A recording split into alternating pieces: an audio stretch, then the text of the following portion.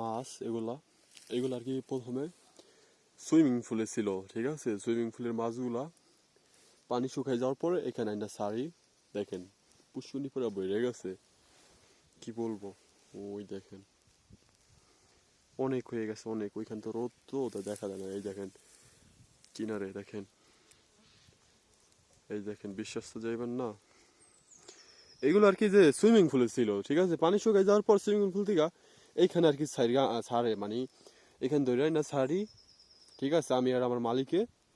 তারপরে দেখেন কত বড় হয়ে গেছে, মানে এর একবারে ছোট ছোট মাছ এনে ছাড়ছি, দেখেন এই যে একটা দেখেন সাদা একটা, কত বড় হয়ে গেছে দেখছেন। লাল মাছগুলো কি সুন্দর লাগতেছে দেখছেন, লাল মাছ, সাদা লাল। এই যে এটা এটা ডিম আছে, এটা ডিম আছে, এই দেখছেন চলে গেছে আরে এটা